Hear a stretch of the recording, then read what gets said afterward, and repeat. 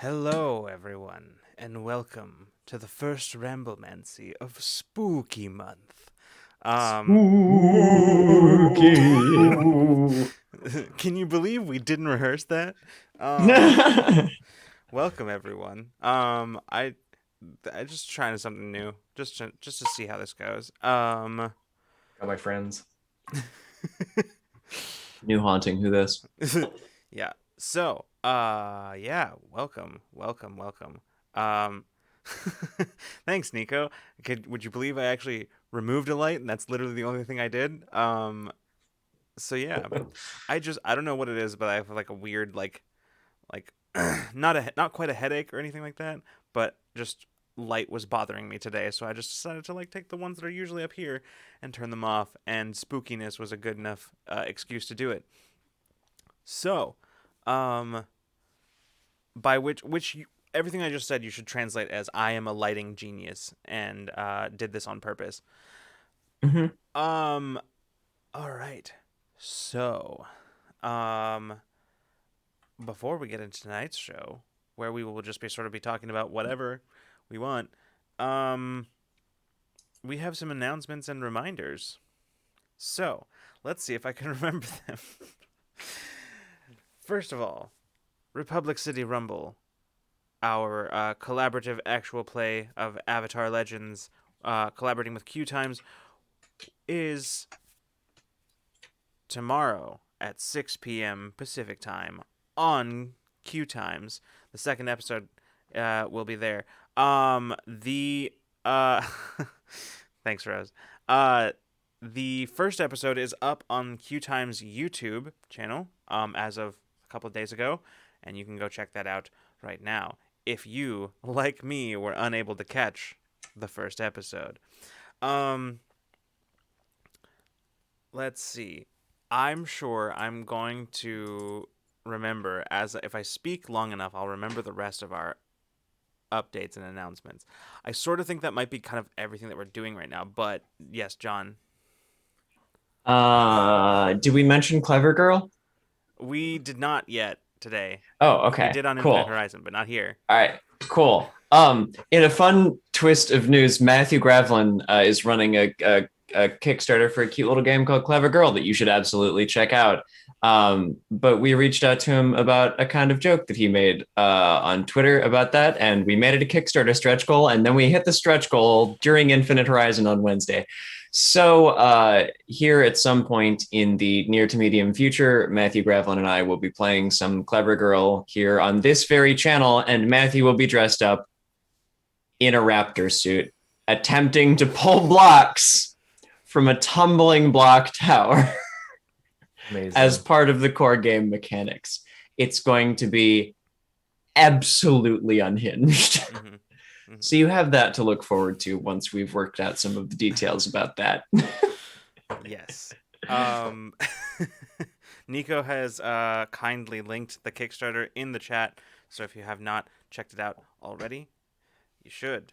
Um, let's see.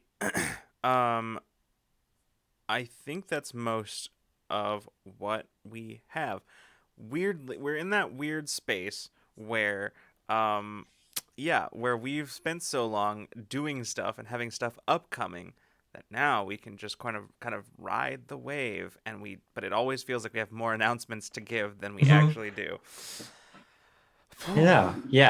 I suppose the other one final thing is y'all smashed last month's donation goal out of the park. Because Republic City Rumble is on Saturdays, and that's usually when we would hold community days. We're going to hold off on doing it like this weekend.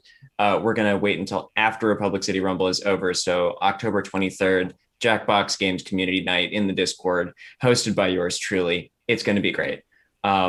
Stay tuned for whatever this month's goal will be after we figure that one out. Yes. That's true. Indeed. We didn't think we'd get this far. Much like that charity campaign early on, we didn't Yeah. think we'd get this far. So we don't know what to do next. We're gonna have to figure that out. Um. Oh, hello, Angel Hello. Citadel. Welcome. Welcome. I hope you had a good stream. You're catching us at a perfect time because we don't remember how to start these episodes, and so we haven't. Anyway, welcome. It's good to see you. Welcome, friends. Oh, That's not a rule of lore announcement, but yeah, it was a fun thing that happened to me today, which is I hit Twitch affiliate a day early. oh, I checked nice. my email this afternoon at like 3 o'clock for the first time, and Twitch was like, "Welcome to the affiliate program," and I was like, "I didn't expect this until next week. I guess I have to email my artist about emotes then." Heck yeah. Bravo, bravo.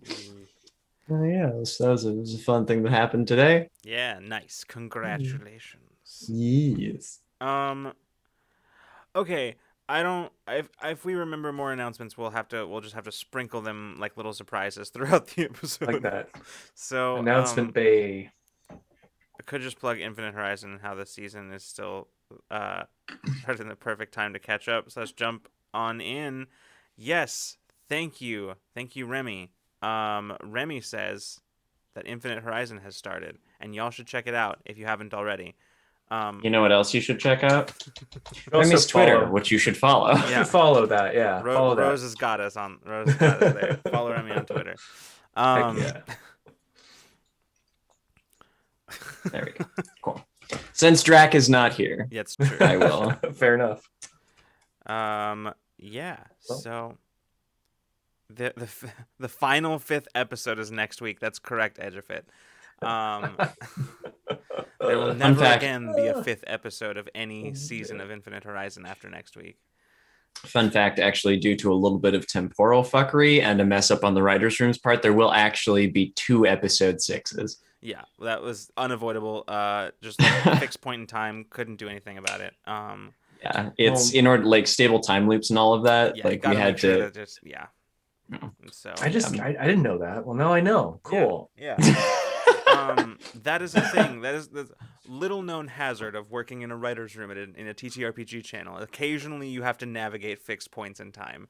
Yeah, it's truly the worst. And honestly, if you ever find any like loopholes in your time travel plots in your favorite shows, that's probably what happened to the writer's room. Or if there's some missed nomenclature on the numbering of the episodes, it is actually just a clever little trick that we do. Can we talk about a pet peeve of mine? Since you mentioned that, you mentioned like this is not a plot hole, but it's just a thing that bothers me when I see this. And like it happened very recently in something that I was watching, but it happens a lot too.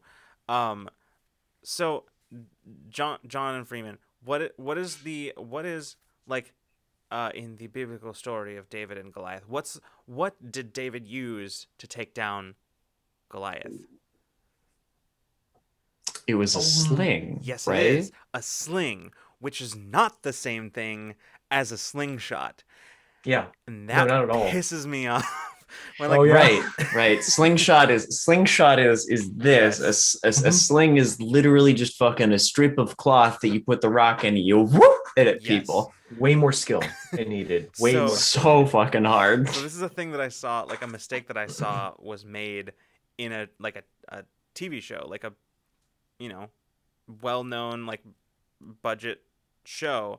And I was sitting there. I had to pause it and go in the other room and rant. And it's You had me in the first half, Geekots.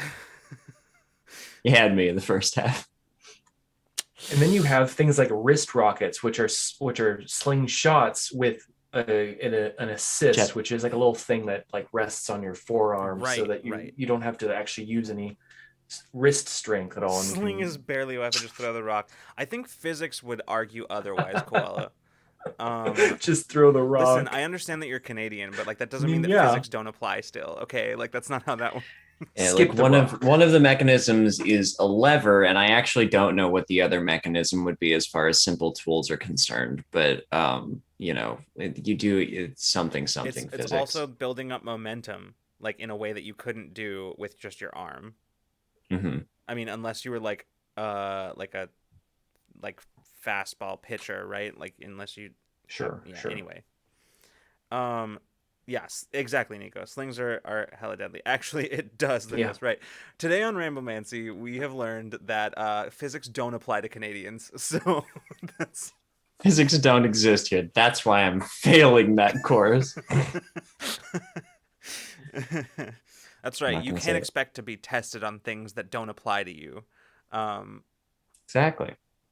And that's why we Americans only learn about American history. Uh, God. That one got a little too real. Oh. Jeez. Wow. Jeez. Wow. Listen, I'm a teacher. I'm allowed to roast the American school There it system. is. Fair enough. I've been champing at the bit here ever since Koala started talking about failing the course. Yeah. So like it was inevitable. I agree, Nico. Slings are only a D4 damage in 5e. That shit'll fuck you up. Like that'll fuck you up. Yeah. Why is it only a D4? Yeah, it's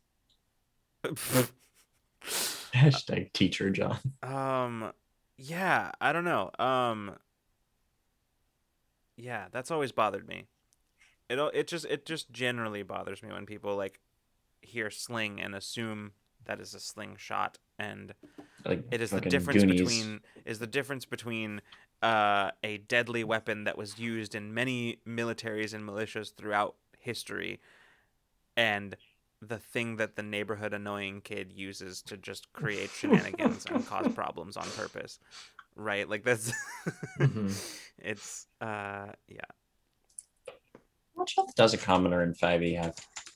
A commoner has like 0 to 1 hit points. So Oh.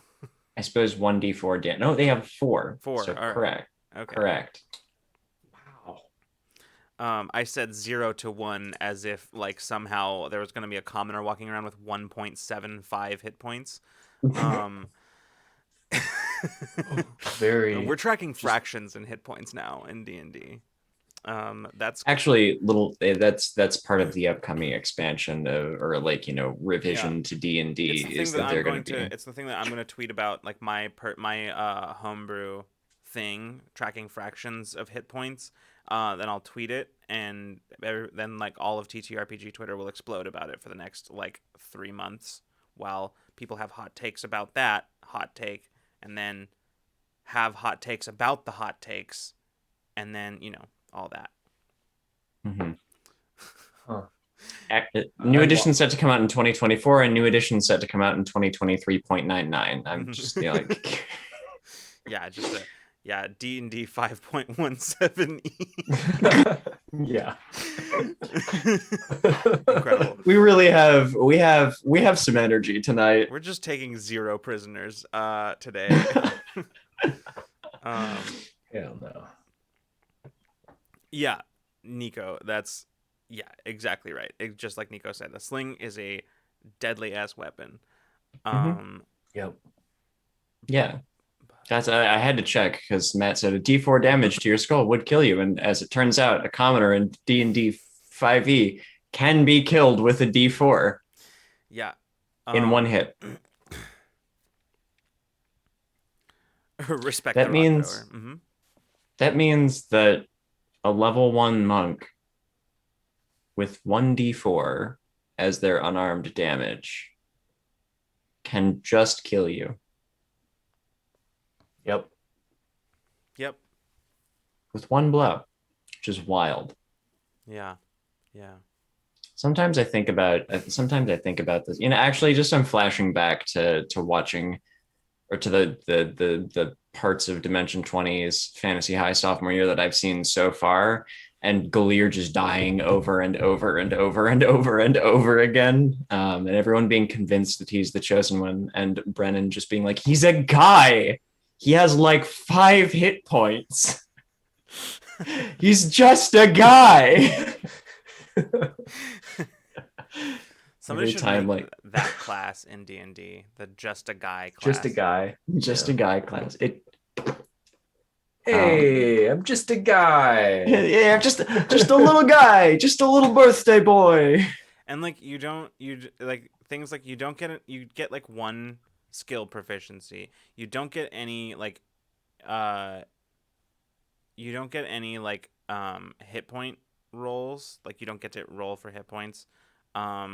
It's literally just your constitution modifier. You do get proficiency in yogurt consumption. I said just a guy class, not a Galir class. Yeah. Yeah. Just a guy is the class. Just a little guy is the subclass. That's Little what I guy was gonna and big say. guy. You gotta have the big guy Yeah. subclass in there too. Yeah. I feel like this is a class that novelty Twitter account Invent a Guy would play. Yes.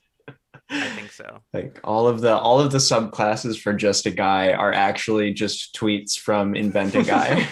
Okay, wait, hold on. Guy who and then I want to back up because I wanna like retcon the name of this class. It's not just a guy. I think it should be just some guy. I think that's the better one. Just some guy. Yeah, just some guy, and then who, and that's your like you add who for the subclass, and then all of the subclasses are verbs. Yeah. Okay. Yeah. That makes Actually, that sounds like a cipher character sentence.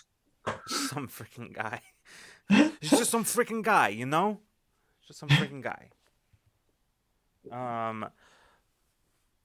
Have we started this episode? I don't. I don't know if we actually have no started idea. this episode. We've kind of just been doing bits for the last 15 minutes. Yeah, pretty much. Which truly is in classic. Is there a problem with that? Don't track the passage of time with me, John. I don't want to know it's been 15 minutes. Time is not real. Listen, if you'd have asked me, it would have been about 2 minutes. So like I'm right there with you, buddy. Yeah. Do a flip guy from Spider-Man energy. Yep, absolutely. Yeah, it's one of the subclasses. Just a guy who does a flip. Wait, these episodes have an official starting point? No, that's why we have this problem, Nico. That's why we're in this situation. I took a nap for the show and now I am here. I did not take a nap for the show and I've been awake for 14 and a half hours. So that is a lot of hours. It is a lot of hours. We've had a lot of hours. Yeah. We've had a lot of hours being conscious. Hey, don't at me, okay? I slept plenty. I just happened to go to bed freakishly early last night. And my body did not get the memo that meant we should sleep longer. It just meant that the time was shifted over. So I slept fine.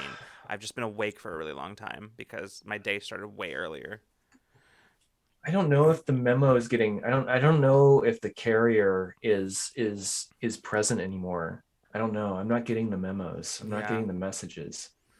Yeah. No. It's like I'm waiting waiting for the forgetting how to be a person is what's happening here. You know. Listen, you're implying that I ever knew how to be one. Well, we're in a backslide, is what I'm saying. We're having a bit of a backslide. I'm mostly cryptid at this point. Like, we used to have a starting point when Lucas ambushed John and Freeman. See, that's what we usually do for topic episodes or like topic kind of episodes of Ramblemancy. Although I think we have done them for topicless ones too. That what happened? The ambush part where you're like, John, what do you got for us? That's how we start these episodes. Right. Right. Now we remember. Yeah, okay. All right. That explains why it feels like we haven't started. Yeah. I don't know. I feel like it's too late. I feel like we're too far gone at this point. It's too late.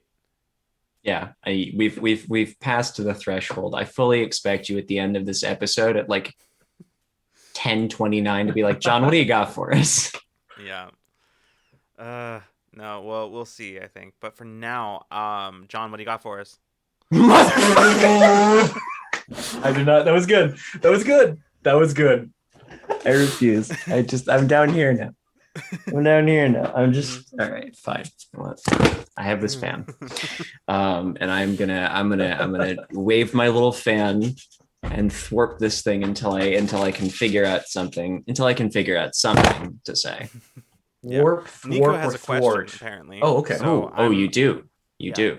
Fire Okay. away. Love that. I have a friend in chat is what I have. That's what I've got. This is just John Love that. masterclass in stalling until chat takes the reins away from us. Angel Citadel Josh. I feel like that kind of starting an episode requires a spotlight of some sort directed in John's eyes or something. John, what do you got for us? Hold on, I can give Lucas a spot. Oh, Debate: Is the ocean well, is the ocean a soup? Well, I can give you a question after the climate crisis. Yeah, like that's what I was bullshit gonna happens. I'm gonna go Right, with that's yes. where I'm gonna go with yes. The ocean is a soup. Yes. Yep, I'll take it. Yeah, Yep. the ocean's a soup. with much umami. Yeah. Yeah. Actually, I'm gonna play the devil's advocate here because I've got a couple of things, that I think I'd like to take up with the class, if that's okay, Professor. Sorry, just being that guy for a minute.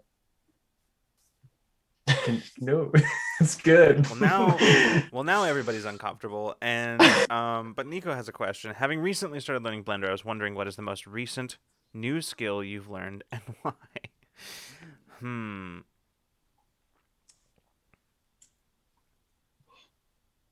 Let's see. It's the most recent skill I've learned. Does solo streaming count as a recent skill? I don't know that I can say that I have learned that, but I have started learning it. Oh boy. Oh boy. There's plenty of answers to that question in terms of why. But I think the other one that I actually have that's an answer to this question is video editing. A month or two back, I started learning how to make clip edits and GIFs in HitFilm Express, which is just a free film editing program, mostly because after seeing Geek Outs in chat make a bunch of clip edits, I started to have just kind of my own ideas for those things percolate in my head. And I was like, I wish I could make these instead of relying on asking Matt to do it. And so I asked Matt to teach me how to do it. Now here I am with the power to GIF and clip edit things. The internet will never be the same. When I remember that I actually surprise myself sometimes when I remember that I am able to do that.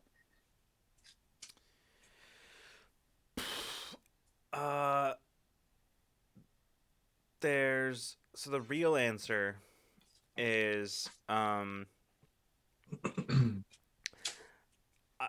I actually couldn't tell you which is the most recent skill, but because for me it's more a skill set, and that is everything you see here, everything you see before you. Yep. And I'm still learning. Everything involved with doing this whole streaming thing behind the scenes and here and all that sort of stuff. That's it's a lot of them. It's like when you really want a game, but it's included in a bundle on Humble, and you buy that game or that bundle with that game, and it comes with 70 other games. It's a bit like that. Yep. That's my answer to that question. Mm-hmm.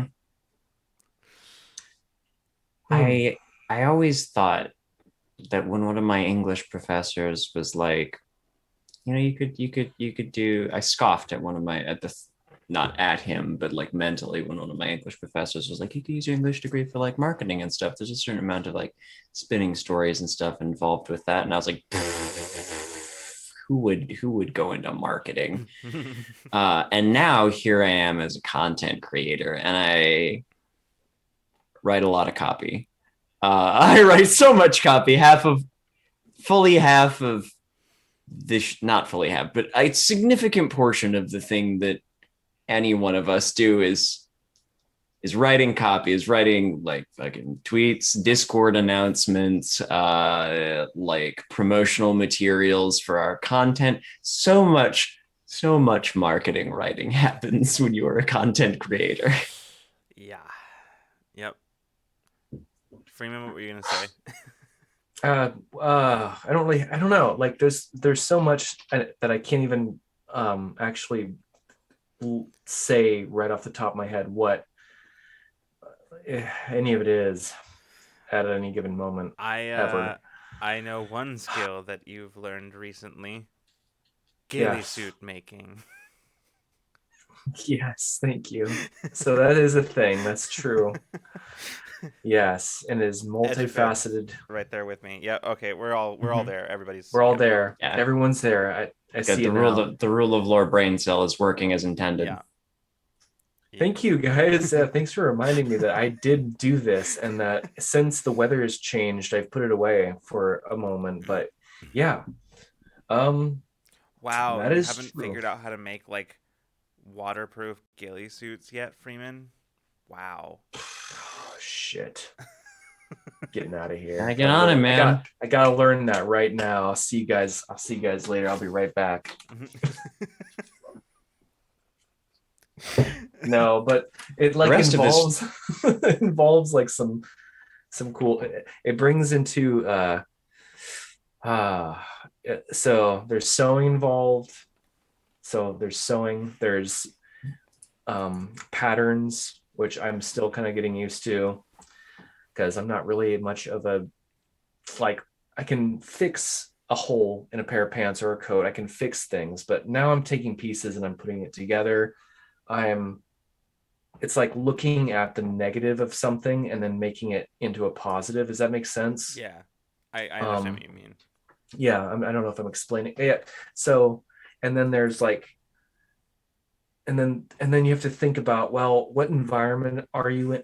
What environment are you in? And you have to think what colors work in that environment. So you have to study your environment.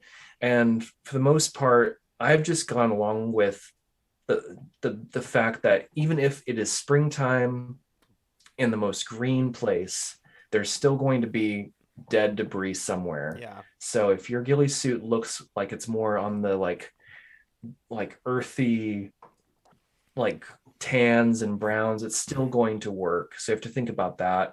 You have to think about how much noise it makes. Because if you actually want to use it to be sneaky, you don't want things to be like catching on stuff or rustling unnecessarily, which is why I would recommend getting jute, which burlap, which is like a plant fiber.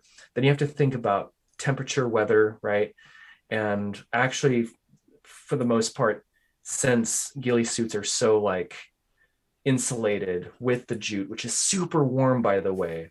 Like you wear the whole thing, plus like the like battle ready uniform that you get that you install everything onto, which is made of wool. That's warm. So you actually want to cut a giant hole out of the back, and then you want to sew in like a very like breathable material because you're going to want to like vent all that hot air out. And then you have to think about you have to think about a lot of different things. So that's yeah, there's a lot that goes into a ghillie suit, y'all.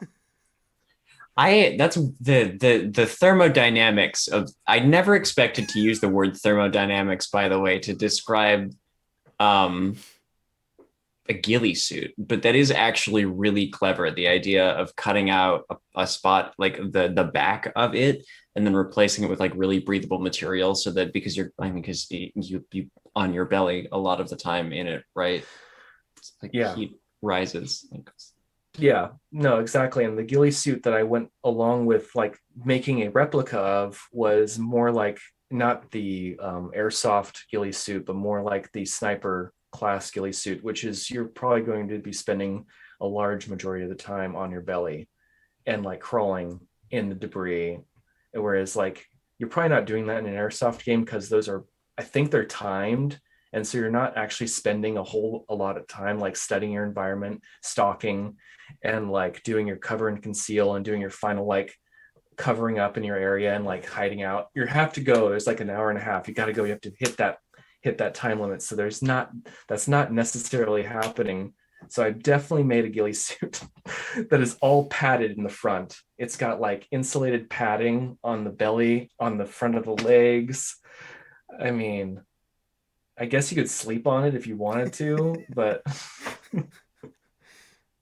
Incredible. yeah. Ugh. So a few different details in there. Yeah. The most important detail, I think, two important details. One is uh it's a very if it's going to be a really dry environment, you're going to want to spray it with fire retardant because it's a very flammable thing. Not saying that you are going to have fire around you, but it is flammable. So that is a very good note to have. Another note to have, depending on the region you're in, spray that thing with fucking bug repellent because you do not want to take ticks home with you. Ooh, or Okay. chiggers. Oh Either yeah. of those, Oof. you don't. And they Oof. will clasp onto that. They will. That is their environment right there. They love that. It's Yeah. basically a plant suit. Okay. Yeah, that's I never even thought about that. Yeah. I don't like the fact that I'm now thinking about that. So I sprayed that thing down so Yeah. many times. Yeah. Yeah. Um, let's see. Nico says, I've been having a blast learning Blender these past few weeks. It honestly has been a huge boon to my mental health as well. Every little success, every new trick or shortcut I memorize makes me feel so much more accomplished. That's awesome. See, I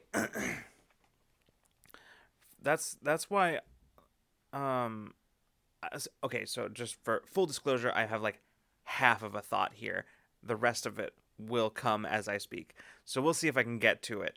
But so that's why, like, for me, I like I don't uh enjoy necessarily the process of learning a new skill, but I do enjoy the process of refining existing skills because of exactly what you just said, because you find those little like tricks or shortcuts or whatever, and like new ones. And I think that's something that's really, I don't know, I think that's really cool, like that process, um because of the way that like ADHD deals with like the like reward part of your brain.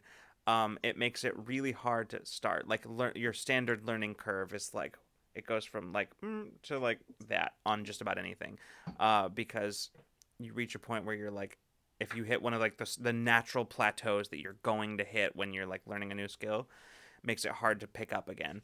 Um, but yeah, that's why I always prefer like the process of refining to learning Mhm. new ones. But that's just me. Um, I don't know if I actually got any of that thought out coherently, but there it is. Yeah. I understand. And I'll say, like, to learning programs like Blender or something like Photoshop or like a video editing program or Clip Studio Paint, like those kinds of things, there's so much to those programs that, like, learning and adapting, like learning a workflow and then adapting to that within them and like learning, Mhm. little tricks that'll speed something up or shortcut something, or like it is kind of like a fun experience, like doing something and then or like not, and then reaching a point where you don't know how to go any farther, and then going in and kind of like looking up how other people have done it, and then finding, oh, and you can go like, oh, and then all of a sudden, like, now you can do that thing too, and then it makes something happen in front of you. So like that's a very, especially I think with like visual media and like learning those kinds of programs, it's, I think it's a very satisfying thing to do. That's something that I've experienced, both like learning to clip edit and also learning to draw. I'm sorry. I'm um, laughing because I'm remembering an instance, John, where you explained to me how you'd been playing a lot of Stardew Valley and then all of a sudden found out that you'd been doing some inventory management stuff the hard way the whole time, totally unnecessarily. just the combination of shame and elation in that moment was just magnificent, Listen, we've because on all the, been there. We've all been there. We've had that game experience where you're just like, you're like, all right, well, I guess, ooh, what does this do? Are you fucking kidding me? This whole time, we've all been there. yeah, I'm gonna check a number real quick, just for so that chat can fully know my shame. I have played, oh, I've only played like 100 hours of Stardew Valley. I gotta pump up those numbers. Rookie numbers. Sorry. Rookie numbers. Gotta pump up those numbers. No, I basically have played about 100 hours of Stardew Valley, completely ignoring one of the buttons in the chest menu that allowed like you store your stuff in little boxes.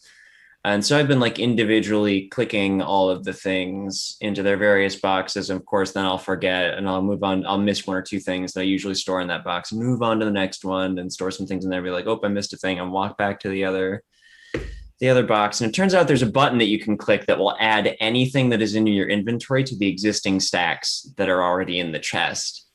And I played 100 hours without knowing about that button. Yep. John, that's 4 days. That's four full 24-hour cycles. I really like Stardew Valley. Okay. Also, Geek Outs, we share a friend who has Stardew Valley in hours, in the thousands of hours played. So like, I'm just gonna hide my Stardew hours. Listen, we all have a game that we have played an embarrassing amount of. I've got one. It's Path of Exile. I've played so much of that game. I don't play it anymore, but good God, have I played so much of that video game. Hours in the thousands. I do not have a problem.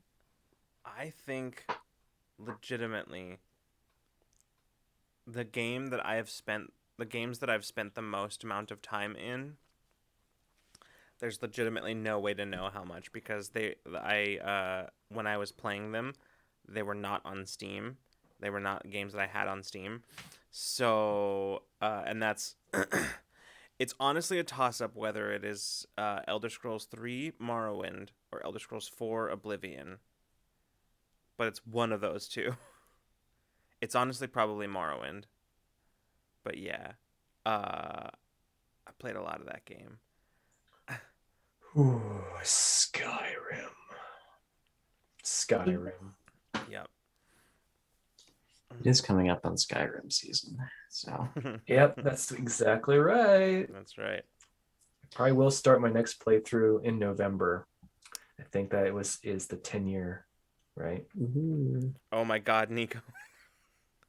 I played about 1,300 hours of Warframe before I figured out that you could middle mouse click a stack of mods to select them all. You can do what now? That's a wow. Love that. You can do what now? Neverwinter Nights. Nice. I remember when that game was like coming out and I really wanted to play it, but like I could never find it because that was back in the day when you had to like get a physical copy, and I could never find it because I live in the middle of fucking nowhere. And a lot of realizations taking place in chat right now.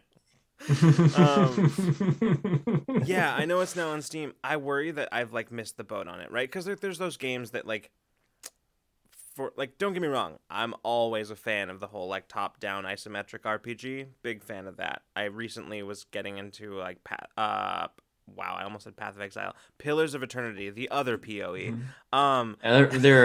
Unfortunately, there are two top-down isometric role-playing games with the initials PoE. Yep. But like there's some games that you just kind of like miss the boat on. For me, as I've said many times, BioShock. I've missed the boat on BioShock. It's one of those things that like I just never played it when it was like super popular and like the new thing and like doing something interesting. And now it's a bit dated and I don't have nostalgia to help me out because I never played it back then. And also there are games that have done what BioShock did better that I have played. And so it's one of those sort of things. So I worry that that's the case with Neverwinter Nights, but like I really want to though, and maybe I will get around to it one day.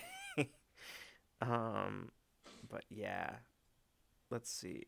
I also saw Geek Outs said I had a year inside World of Warcraft. Like my game time was up to 365 days, but that was after years and years of playing. Yeah. Yep. World of Warcraft. World of Warcraft has been around forever Mm-hmm. too. So Came out when I was 12. Yeah, I was 12 when World of Warcraft came out. So it's been a long time. it's a hot minute. Yeah. Edge of It says played it Oblivion for over a year before I finished the main story because I spent so much time doing all the side shit.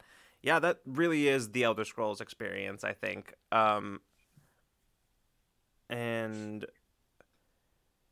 I thought, like, I'm trying to think. One of the things I remember, like, missing and being sad about from Morrowind to Oblivion was the inclusion of leveled, like, I mean, Morrowind had leveled lists too, but I'm leveled loot lists, right? Like, Morrowind had some items that were just like you could legitimately find them anytime at any time. They were like these legendary epic items or whatever that you could find at any time if you knew where to look for them. It was just a matter of could you get to them, but you could do it at any time. And I like the idea of gameplay where like it doesn't try to like um I'm trying to think of what I'm thinking of. Like basically where you could get like a really super extremely powerful item like really early on in the game. I think that's cool. I don't and like the fact that they have the whole like um they added the leveled loot list kind of bummed me out when I first started playing Oblivion. But yeah. Yeah. Yeah. I gotta say, like that whole bit there just makes my Super Metroid player heart very happy. Like, what's this about? Yeah, like enjoying getting powerful items before you're supposed to have them by doing cool stunts. Like, oh yeah, I can relate to that experience. I very nearly when I was playing Super Metroid yesterday, catching Ray's save up. I was like, okay, well we're gonna try a highly experimental stunt that I haven't quite figured out how to do here just yet. And I don't think it's gonna happen. But and then I was like, I swear to God, like 4 frames off of doing it perfectly on the first try, and I was like, okay, well that went much better than any of the times that I have practiced it. So there's something super satisfying, whether it's in like a Metroidvania game or just like in any game in general, in like working out some just convoluted series of things to do to go get this item that you want that will make you super powerful, and then getting it when you're not supposed to have it, and you're just like a little goblin with your giant Daedric greatsword going. Yeah. There's something about and this is kind of the issue that I always run into in MMOs where like so I tend to play solo in MMOs. Um just cuz it's the internet. We've all been on the internet. Um but also like I just find it exhausting to play with like other people. I don't know. Less so if I know those other people, but Mhm. still I still do find it a little bit exhausting. The point is um that there is a point that I hit in every time I pick up an MMO, I hit it like and I just sort of drop it. And that is at the point where the illusion of like a game experience that is unique to me starts peeling away, right? So like when you start seeing the like um you start seeing the like 3 other people on the same quest to get the exact same item that you are on, and you're just like, okay, yes, this legendary weapon, this legendary item that also that guy has, and also that guy, and that guy back there, you see him, he's also gonna get it. Uh, And nothing like walking back to town and seeing everybody in town holding Thunder Fury, Blessed Blade of the Windseeker. Like, yeah, and so that can oh my god, yes, exactly, Rose. Exact that nothing makes me angrier than that. That's one of the things that I liked about the way they designed Elder Scrolls Online. Is it Elder Scrolls Online? Where like you can just kind of like if you and like are doing the same quests as the people, like a lot of the design of like of Elder Scrolls Online encouraged you to like play cooperatively with other people even if you were not in a group with them, which was very appealing to me. um if only the gameplay didn't suck. Like- Yeah, I think Guild Wars 2 did a decent job of that as well in terms of like structuring their quests and the way that monsters spawned and the way people got credit for things Mhm. and loot was distributed, that you weren't punished for partying and you weren't punished for playing in the same area as other people and not partying with them. Like Yeah. you could just come across another player who is doing the same renown heart as you, the same like local quest, and you could both do it together and neither of you would be fucking the other over by consuming the interactables or killing the monsters that they needed to kill. Right. And I agree with you here, Edge of It. I wanted to like ESO so much. That's kind of how I felt too. And I managed it at one point when I found a play like I when I found like a combination of stuff that I liked, not because it was particularly efficient, because it absolutely wasn't, but just because I thought it was weird and interesting, and it was fun for me. But the gameplay is always the barrier for me in that game. Like when it comes down to it, the gameplay is just like it's it sure is there. It sure is gameplay. um let's see. Very excited for people to start a Final Fantasy 14. I know that I won't be. I like that's the thing. I can't get into that. I can't get into Final Fantasy 14. I can't do it. It just has it's visually not appealing to me. It is like uh I just can't. I've also never been a Final Fantasy fan, so unfortunately that one's not it. That one's not it for me. But uh I've existed on the periphery of Final Fantasy for so long, and my roommates are huge 14 players. So, like, my time has come. yeah. Gonna happen. Um Geek Out says also if you're doing something like raids with other people, if they spent all that time trying to get ready and you ditch them, that sucks. So like again, a time commitment. That to me felt not fun and anxiety inducing after a while, but I do enjoy Star Trek Online and Neverwinter Online, but only because of some Discord communities. Yeah, that's fair. Um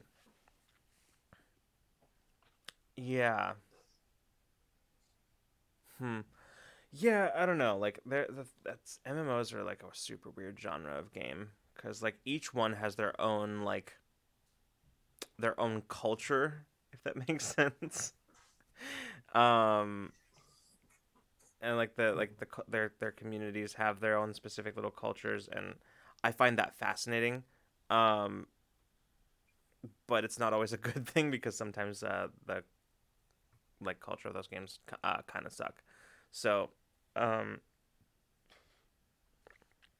but yeah, um, MMOs are barely a genre to be honest. Yeah, that's a good point. Um, I'm definitely I'm finding myself like, especially recently, very much a like open world survival crafting guy. That's like the kind of things that I like. That's kind of what I'm into as well. Mm-hmm.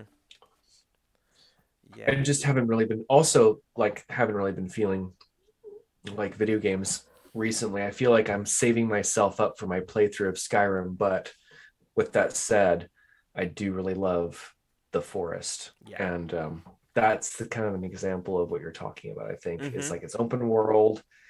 There's like you have to make sure that you're safe at night because you're going to get attacked. You have to make sure you have like fire and water, fire to purify the water, to like cook the food. You have to build the shelter. You have to go and cut down wood. So yeah, always love those Yeah. games all the time. Welcome back, Koala. You found a creepy doll that Hello. plays music? That's I hate that. What? But welcome back. Um yeah, Jolly Old Nicholas, that's I'm kind of the same way that I do just sort of like them across the board. However, they have to have like certain in order for me to really get into them, they have to have a certain like undefinable trait that'll like get me into them and keep me there, and I couldn't tell you what it is, but yeah, there is a very specific sort of thing that I tend to gravitate towards in those, and if they don't have it, if the open world survival crafting game doesn't have that specific thing, then it's not it for me. I can't do it. Mhm. Um, Yeah, I have to. There has to be a mix of like spooky stuff, like unrealistically, like there's some mutation thing that's happening, or there's like zombies, and then there's also an aspect of survival where if you don't eat or collect food, you're like you can feel it, you feel it, you start feeling it, and yeah, that is starting to like take you down a notch. yeah. But if Uh, it's too much of that, then it's like, oh, that's too real, you know? yeah, those kinds of mechanics have to be taken very, very carefully when like, because too much of that and it starts being not fun. It starts being like a chore. But It's like a simulator for an actual real life like survival thing. also, Edgefit has a really good question here, Freeman, which is when you say the forest, are you talking about games still? You know, that's a good point. Freeman's I favorite mean, video game is real life. it's Uh, the real forest. the real It's not forest. big, but there is one here. um, open world survival games just lack game direction to me. They feel so unfocused. See, I don't need it to have focus. Is the thing. Yeah. Like, uh, I like to be able to just sort of run around and do my own thing. I like the ability to just have the freedom to do whatever I decide I want to do. Mhm. Um, and generally speaking, I find that open world survival crafting games are not overburdened with irrelevant mechanics. Not like RPGs tend to be.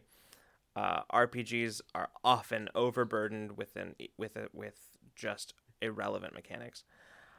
Subnautica is interesting to me, but it doesn't have that undefinable trait that I can't quite put my finger on. So I just couldn't get Hmm. into it. And the fact that it is a game with like, if I'm gonna play an open world survival crafting game, it's gonna be an open world survival crafting game, uh, and like it's gonna be a sandbox, and it is not gonna be one that has like a actual ending. So, which, yeah, but I do understand the appeal of Subnautica. Um, it's just not an appeal that I personally feel. Mhm. Um, Mhm. I haven't heard of it, so I don't know. yeah, I got a chance to play it at a friend's house for a little bit, and I was sort of like, I don't know, it was fine, but I like wasn't really that into it. Um, Open world RPGs are great, geek outs. Yes, I agree. I do also love open world RPGs, especially if the world feels big and cool. That's the part about it that I just, yeah. I just don't want to buy it and then find out that I'm secretly thalassophobic. Yeah, that would be rough. That would be a rough game for that. Uh, and what an uncomfortable way to discover that about yourself. Yeah, I know when Beyond Blue came out, that like the short kind of like diving sim, there were a lot of people I think who discovered that about themselves who were like, I really want to play this game because I get to learn about cool sea creatures. And then the first time that they like went swimming in just like fucking open ocean in that game with nothing but some whales and just blue everywhere, they were like, Oh, this is oh, bad. I I can't don't do this. like Mhm. this. Yeah. Yeah. Mhm. I think I do get a little freaked out by that, but like there's enough separation in a video game generally for me that I can like not feel it. But in real life, I wouldn't call it a phobia, but I do not like the idea of like people who do like who do swim in like the open ocean, like in with like whether it's like a sport thing or like some sort of, can't do it. I couldn't do it. I'd never be able to do that. That would just, but also like I can't swim, period. But like if I could, I would still not like it. See, I'm a fucking fish. And I still, it's not a phobia, just the thought of it gives me pause, mostly because of the logistics of that. I would need to know, of course, like, you know, just the, it's like, I wouldn't want to be in any position where I could no longer see somewhere that I could swim to. Mm-hmm. I think is the best way to put it. See, okay, I'm sorry. I just wanted to point this That's out. a boat or land. I wanted to point this out because Rose, I think you and I did the same thing. In Assassin's Creed Odyssey, I forgot to ride my horse a lot because I was having so much fun running across country around Greece. Me too. What is it about that game that just like makes me just want to run around instead of like ride a horse? Actually, you know what? I know what it is. It's the fact that like I could climb anytime I wanted to, but when I'm on a horse, I can't do that. No Skyrim horses in Assassin's Creed. Yeah. John is played by Doug Jones. Oh my god. I'm sorry. That cracks me up. Oh my god. It's just Doug Jones wearing a motion capture suit that then gets CGI'd with John. Just terrifying, yeah. Actually. The thought of me doing any kind of contortionism just I don't bend that way. Nico says holding out hope for Dragon's Dogma 2. I think that game would, as long as it doesn't get the sequel treatment where they're like, all right, the first one was good. What if we did something completely so far away from it that it's unrecognizable? Because I think there are a lot of things about that game that I really liked too, Nico. I think we've had that conversation before, actually, if I remember correctly. Also, Dean. Oh, Dean. Hello, welcome. Dean. Dean, it's good to see you. It's been a hot minute. Yeah. Let's see. Also, back to the whole thalassophobic thing. I don't think for me it's not the fact that it's like the ocean, and it's not the fact that it's, for me, the closest thing, fun fact about me, the closest thing I have to a phobia is just like extreme isolation. And right. Like we're talking, I full on panicked once because like on a hiking trip, because I lost sight of the people that I was with, but I could still hear them the whole time. I knew exactly where they were, and we were at our campsite, which we hadn't taken down, so it's not like they weren't coming back. And I was like full on like unreasoning, like running down the path, calling for people, panicking. So yeah, so I imagine the experience of floating alone in a big just expanse of liquid would not be your vibe. No, not really. No, not my thing. Also unable to communicate because it's water and you can't speak. Mm-hmm. Yep. You gotta rebreather or a snorkel, like. Yeah, not great. Not a great experience overall. Plus, the water over here is super spooky. Yes. You know, it is. You cannot see.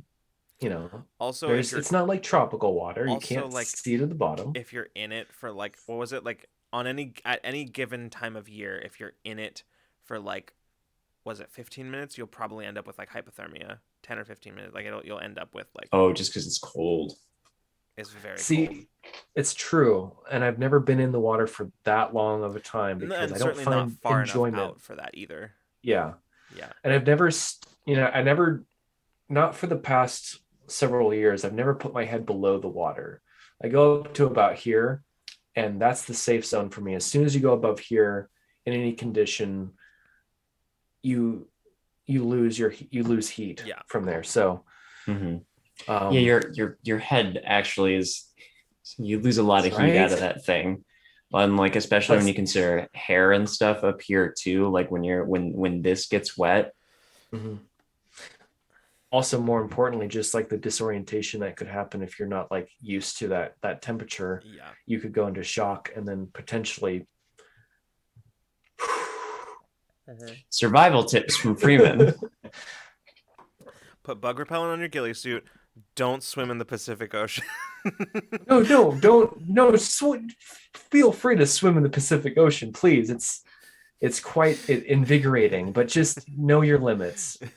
Know your limits, buddy system. Maybe wear a wetsuit. At least a hood, like a hood to keep your ears. Yeah, a hood for sure. Yeah.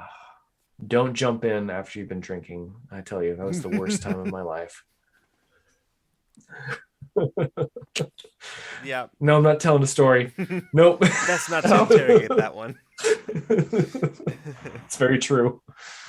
Only swim in the Pacific if you know about riptides. That's also a good point. Just especially on the coast. I don't. Yeah. Coastal. Sure. Oh shit, I'm covered. I'm good. Go. I'll just tuck my hair in. Especially on the coast with those riptides, they are serious. Also, drunk swimming isn't safe. Very dangerous. Yep. Yeah, exactly. My similar survival tip from based on my own experience is like, don't go swimming if you don't know how to swim. Just FYI. That's a pretty advanced tip, but I do think I see where you're coming from on that one. Here's the thing. No, you joke, but like, the reason I'm giving you this is not because I'm like, oh yeah, I haven't gone swimming because I can't swim. No, it's because I have done that. And don't do that. Is what I'm saying. That's all I'm gonna tell you. Yeah. Yeah. Don't wait till you get to the beach, lake, or river to tell your friends you can't swim. It's okay to know things. Rose. Or not know things. Yeah. I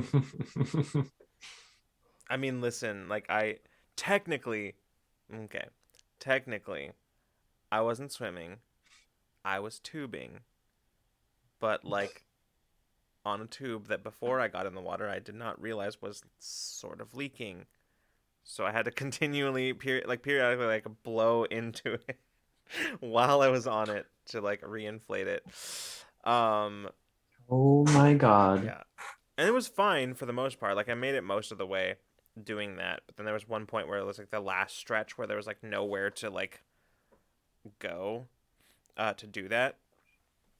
So I went to the edge where they had like that kind of like, how sometimes along the river they'll put like big rocks to sort of like be sort of a retaining kind of thing on the bank. I went over there and was holding on. Luckily, I like lost my footing and I like went in and it was way deeper than I thought it was at like then it should be at the bank. But luckily I had an arm looped around the tube still. So yeah. Anyway, that's that's the thing that happened to me. Nope. Sorry. Let me try that again. That's a thing that I did. That was a mistake. That was not a thing that happened to me. That was a thing that I did. I did that. Because it also like probably a good idea to learn how to float given the trajectory of our planet's climate. Rule of Lore programming in 2025, Waterworld edition. Yeah. Yep. All my tech is like waterproofed. What do you guys got? You guys ready? I think I don't got much. Freeman, we just went through a whole series of anecdotes that were explaining how not ready I am. I don't think I have anything I'm going down. The tech isn't. I'm going down. The tech isn't. I don't have anything that will help me, but I do have this. So at least I will look stylish when it happens. Mm-hmm. You say that like you're not in the right smack in the middle of like where the place that will not be affected by it. That's true. I live in I live in a landlocked state in the middle of the country. You live in a landlocked state surrounded by other landlocked states. Yeah. I mean, I kind of live in a swamp, but like that's not going to be troubled by ocean levels rising. Um, Not immediately. Oh um, boy. John Oh Numa, boy. hello. I'm welcome out of your lurking. Yeah, diving. It's a time. My dad, growing up, my dad would always tell me stories about like when he did a lot of like snorkeling and diving and all that kind of stuff. And that has always like I'm like, oh, that's cool, that's fascinating, but also, nope, um, not for me.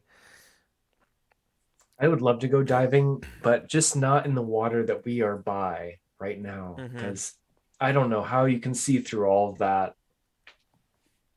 It is unknown where the bottom is. I mean, I know there's a bottom, but I cannot see it. It is unknown. Yeah, Probably Cthulhu or something. I don't know. yeah, Which would be great because I've been meaning to get together with the guy, but he keeps like blocking my calls or something. I don't know. yeah. I mean, He's got a real busy schedule. don't you have like a cryptids and eldritch monstrosities luncheon or something like that? Sometime, I mean, there's still a month Yeah. this month somewhere in here, but The cryptid and eldritch monstrosities luncheon is held in the secret month that only some people know about. yeah, it's the Um, month between mhm, months. It's actually a month comprised of all of the days stolen from February. mhm. It's a Yeah, very short month. yeah. All right, they've learned our secret. I'm We've got to seeing him on bail. Cryptor all the time. Cryptor. I'm. I hear he and La Llorona get along really well. Maybe you could ask her to hook you up. Oh my god. Oh my god. John Newman says, if I remember correctly, in the U.S. there are coastal states, landlocked states, doubly landlocked states, triply landlocked states, and Nebraska. That's true. Unfortunately, Nebraska is still a part of the U.S. Yeah, makes me a little Hmm. sad every time I remember. That is I think the entire purpose of the state of Nebraska is to make you just a little bit sad. Um, Mm-hmm. uh, yeah. Hey, they got a cool zoo. I suppose.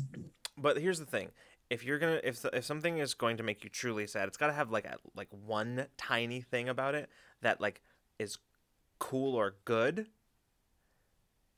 just to highlight and really contrast how absolutely everything else about it is terrible. Right? Like Mm-hmm. it's because otherwise, like if you don't have that one thing, you start to go numb to the terribleness of it, and you don't really start to feel it anymore. It starts to get neutral. You shift your perception, you adapt. But if you've got that one thing that's cool, it never goes away. The crushing reality of how horrible the place is never goes away. Okay. Anyway, um, ooh, interesting. We've got some cryptid talk. Let's go. The Coco or Goka is a mythical ghost monster equivalent to the boogeyman found in many Hispanophone and Lusophone countries. It can also be considered an Iberian version of a bugbear. Oh shit! As it is a commonly used figure of speech representing an irrational or exaggerated fear. Huh? Wow. Huh. That's cool. I didn't know that one.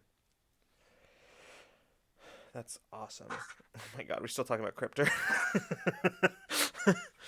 How would Cryptor advertise? How do it like? My impulse is they don't, I mean, that's what but Edufit like, says. Cryptor just appears on your phone when a cryptid wants to match with you. mhm. Hmm. I'm sorry, hot cryptids in your area. It's, now I'm just thinking about like a podcast like Welcome to Night Vale, but it's just hot. Wait, isn't that what Jordan Shiley did for a long time? Hot singles in your area. Yeah, where he would just like he would do that, and yeah, That is like I think it was like dread singles in your area hmm was like his whole thing. right. And Hmm. then his podcast was I can't remember the name of it off the top of my head, but it was basically they would pick a cryptid and learn about it and like talk about like just the softer or like interesting sides of that cryptid, like not demystify, but just kind of like talk about the kind of interesting or like kind of cute things about cryptids. And I thought that was a very fun podcast concept. Mm-hmm. Be aware, hot cryptids about. Damn straight. Yeah, more of a threat or warning or just challenge. Be aware, hot cryptids about. Yeah. Yeah. I think that's the one. Yeah, an ooh cryptid podcast. That's kind of what that sounds like to me. Hmm. A little bit. A little bit. I think the very first episode is about Slender Man. All right. All right. And the way that whole thing came about. Whenever I hear that phrase, I have to think of the Sean Connery meme. Which phrase? The be aware hot cryptid, like the daddiest of cryptids is Mothman, right? I don't like where this conversation is going. I choose not to engage in this one. Yeah. Hot shingle shoe. Oh, shit. Yep, there you go. That's yeah. Yep. Good. Excellent. Perfect. Or Bigfoot. All right. Okay. I'm going to shut this down right now. I'm going to shut this down. Oh yeah, okay. All right. All right. So, Oh for the goodness. remaining 7 minutes, but more realistically 17 minutes, what are we going to talk about? That isn't what Geek Outs was talking about. What you know what I would like to discuss? That literally anything else. Lucas pulls the X card. I think I was actually going to ask if we could just end just a little bit early tonight because I'm a tiny bit under the weather. Yeah, no, so I think that's good. We can stop here. So on that note, we depart. um, I'm also starting to feel a little weird, like stomach wise. So that's fine with me. The stomach vibes are just like real bad tonight. I don't know what it is. It's just universally not a good time this evening. I'm hoping for me it's just that whole like it's that like I ate a really long time ago and my hunger is the beginnings of my hunger is manifesting strangely. Mm-hmm. You know how like Yeah. sometimes when you like right at the beginning of hunger and you feel sick and then it like Mhm. keeps going and then you're like, "Oh, I'm hungry." I'm hoping that's Yeah. what this is. But Yeah, I never got past the like feeling sick part of it, so, unfortunately. Okay. Well, as Rose has so kindly done for us, join the Discord because that's where you're gonna, if you're not in there already, that's where you're gonna find all of our announcements and things, keeping up to date, better than basically everywhere else. So yeah. Plus all the other stuff that you can do on a Discord, like discussing basically everything. Everybody go tell Koala that the creepy doll that they found is probably cursed and they should burn it and all that kind of stuff. So Scatter the ashes somewhere yeah, somewhere else. yeah. Mhm. Just one of many things you can do in the Discord. Oh. uh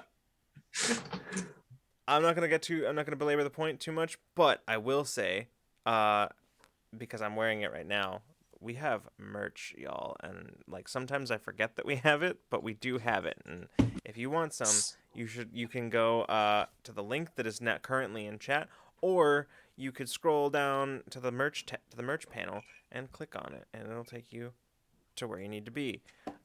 Yes, Rose, too. exactly. Hoodie soft. You too could own that hoodie or one of these cute little stickers or a mug. A mug. All of these cool little You merch know items. what my favorite thing about the Rule of Lore mug is you can put liquids in it. And they stay in there. They stay in there. Yeah. I guarantee Yeah. every single liquid I put in here has stayed in there. I promise. I mean, what more could you ask for? Anyway, that's enough of that. We're gonna go. everybody, make sure to tune in tomorrow night at 6 p.m. Pacific time over on Q Times for Republic City Rumble, the second episode of our 4-episode collaboration, and the last episode on Q Times, because after that, it's coming It's here. coming here. So yeah. So hopefully we'll see you tomorrow night for that. But if not, we'll see you the next time you decide to come roll with us. Good night and good zone, everybody.